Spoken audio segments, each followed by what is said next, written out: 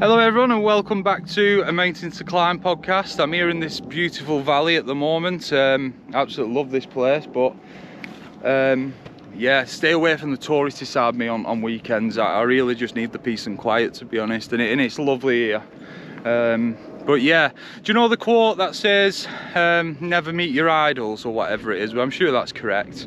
Obviously I worked at the airport and I worked on the immigration bits where everybody needs to come through to passport control, and you know, sometimes people got the opportunity to you know, escort these big celebrities through the airport to get them through quick and stuff like that. Like that's more like you know, your more sellers, your Tom Cruises, people like that. There is, if they're using that, you know, specific airport, there used to be like a VIP section, but there isn't apparently. I think they're renovating it or something like that. So we did meet an awful lot of celebrities. Like they were coming through thick and fast every single day, and some of them really big celebrities. But I've got a terrible story. Well, terrible for me. It really like got to my ego, and it still does to this day. Like, and it's a football team that I support. And this interaction that I had with this individual has made me, like, at times not even want to support my own football club, because I see him there all the time and I'm like, I just know how much of a horrible man he is, and I'll tell that later on. But yeah, starting off with some good ones. Chris Kamara, obviously ex-footballer, now pundit. He's also a Ninja Warrior. Fantastic human being. He's had some physical health problems, hasn't he, in the past, and I was saying, you know, it's really good to see you looking well today, these days and stuff, and he appreciated it a lot, and he was laughing, and just how you imagine Chris Kamara to be honest. Fantastic person. Another one in the football is Craig Bellamy. Really nice guy. He was the same, like he was like really bubbly and saying you're alright lad and all that, and yeah, he was a sound bloke. Who else? Ian Rush, which for me, I support Liverpool. Ian Rush was sound, you know. He was fine. Like, I'm not going over to these people pestering them. I just want to say this, it's part of my job to, you know, bring them through and get them through and check them out and things like that. So, you know, I have to interact with them. So yeah, Tyson Fury's trainer, is it Sugar Ray? You know, he was nice as well. The boxer, Chris Eubank Jr. Was really nice. You know, he was calling me sir a lot and really respectful, and I was saying good luck in your next fight, everything like that. He was a really nice person, which people are shocked about that. And he really is just a nice human being. You know, you can feel that when you're speaking to him. So yeah, there's a lot of people like that who we've met. Some BBC presenters, like I can't remember her name, but a female news presenter on the BBC. She was really nice. She had a problem with her son's passport. We sorted that out. She was so nice throughout. But the one that really got to me is the footballer Curtis Jones. Okay, and like I said, I support Liverpool. I've always grown up a Liverpool fan, but he came through, and if you remember, he scored the winning goal in the final of the Euros under 21s.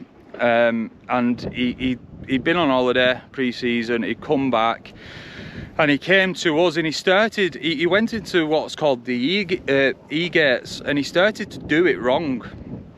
Now, as a Liverpool fan, I just went to him as well, just to kind of sort his passport out, but then said Curtis, and he just blanked me. He never looked at me, and I said Curtis, and he just blanked me again, and I thought, has he got some kind of impairment or something that I didn't know about? You know what I mean? Like, this is all going through my mind within seconds, like. And then I said, Curtis, I just want to say, and I was going to say, well done on your goal. That's all I wanted to say. You know, have a good day. That was, it would have took 2 seconds. He exploded. By the time I'd said, I just want to say, he exploded. He went off the handle. He was shouting. Everybody in the airport was looking. I was so taken back by it that I just like froze. And he said something on the lines of, "Get the F away from me, bro." And then I said, all right, like, I just wanted to like help you with your passport, like, mainly because you put it in the wrong way. And he was shouting and bawling, and I thought I best take a step back here. So I took a step back, and he went through, no, he'd put it the right way and everything. He went through, he turned round, glared into my eyes for a good 3 or 4 seconds and stuck his chest out to me, and then shrugged his shoulders and turned around and walked off. Turned his head again and stared at me all the way out. It was like, I understand like that. If you didn't want me to approach, you didn't want people approaching you, but to go to the level of getting through and then turning round and trying to square up to me from afar and then walking off and staring, that don't make sense to me. That if you didn't want people to bother you, because you get a lot of people bothering you, then you wouldn't give it the time of thought, would you? You'd tell them to do one, and then you wouldn't give it a thought, and you'd be on your way. But I'd really obviously got into his head for some reason. I had no idea.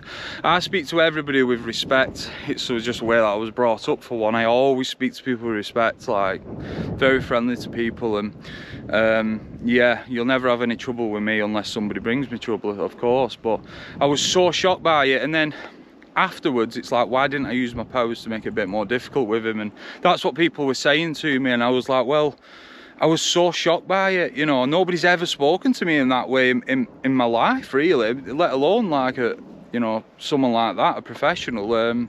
So I was so shocked by it. I just did not see it coming. I didn't want to bother him. I just was trying to help him with his passport, and all I wanted to do was just, you know, help him with his passport, say congratulations, be on my way. That were it. You know, it would have took seconds, you know, and everybody would have won. It didn't make sense to me, and it still doesn't to this day. But yeah, I suppose you just learn, don't you, you know. But yeah, I got to meet Ian Rush and Luis Diaz and Canate.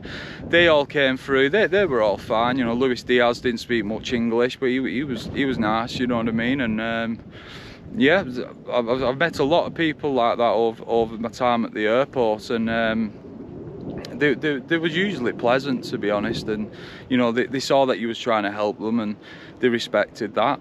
They got on the way, they got through, they got on the way. And you know, I never asked them for a picture, never asked them for any, you know, we can't take pictures in that area anywhere.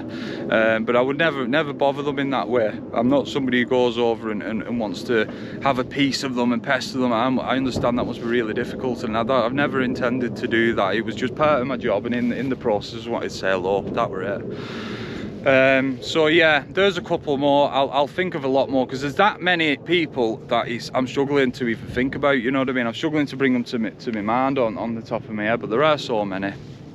So I'll do another video on that sometime. Hope you're all having a good weekend, and I'll see you all soon.